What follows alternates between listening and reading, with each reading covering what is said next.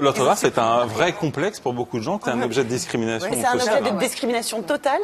Si on ne maîtrise pas l'orthographe, ce n'est pas qu'on ne maîtrise pas le français. C'est seulement un code graphique qui a besoin d'être régularisé. On va regarder les images de la grande dictée le week-end dernier sur les Champs-Élysées. Qu'est-ce que vous en dites de ça?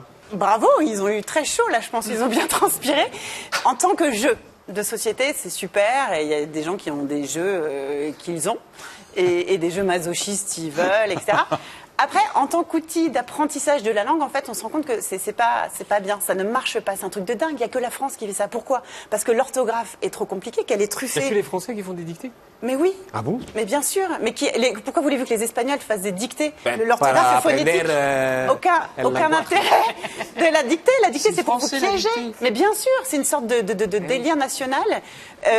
Napoléon III faisait des dictées, il faisait 75 fautes et on est où comme ça bon, non mais en fait, donc la grammaire est plus importante que l'orthographe, c'est ça? En fait, on voudrait libérer le cerveau de nos enfants pour qu'ils passent moins de temps à apprendre des exceptions, des règles qui ne sont plus régulières du tout. On voudrait, ça fait depuis 1835 que l'Académie française qu'on n'a pas réformé notre orthographe en fait, et il faut qu'elle ressemble plus à la façon dont on parle. Et là, vous vous rendez compte, il y a des gens qui vont dire mais qu'est-ce qu'elle raconte? Non mais en fait, tout le monde va dire ça. Moi aussi, j'ai dit ça. Sur CNews, ils vont être là.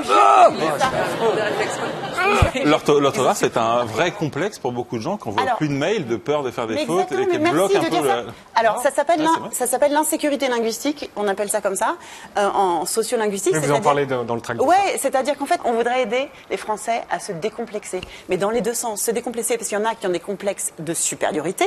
Ah oui, le français, oui, comme ça, t'as vu, il fait des fautes, il est bête ou quoi. C'est comme si c'était, vous voyez, un signe de bêtise. Les gens qui font des textos avec des fautes, j'ai tellement de fois, mais même moi, j'ai pu me dire... c'est un objet de discrimination. Ouais, c'est un objet de discrimination totale. Et puis, il y a aussi le complexe de supériorité et d'infériorité pour la plupart. Pourquoi? Parce qu'on a un système désuet, un petit peu poussiéreux et archaïque, et qu'il faudrait rénover pour rapprocher l'oral de l'écrit. En fait, le truc, c'est que on rappelle dans ce tract que le français, comme toutes les langues vivantes, c'est d'abord parler. C'est d'abord parler. On parle, on se comprend, donc on parle bien, on maîtrise le français. Si on ne maîtrise pas l'orthographe, ce n'est pas qu'on ne maîtrise pas le français. C'est seulement un code graphique qui a besoin d'être régularisé. Il y a des tas de règles dont on explique qu'elles sont erratiques, qu'elles sont délirantes, qu'il y a des académiciens qui se sont dit tiens, on va mettre un petit PH à nénuphar parce que on vient du grec, n'est-ce pas? Non, en fait, nénuphar, ça vient de l'arabe, dommage. Donc c'est un F, vous voyez, et tout comme ça. Il y a plein de boursouflures faussement étymologisantes qui font que les enfants, ils ont leur cerveau totalement embarrassé et qui sont là à faire leur dictée, à peiner, à ne pas utiliser leur cerveau pour produire des magnifiques productions dont on pourrait, je ne sais pas, étudier la syntaxe, la grammaire,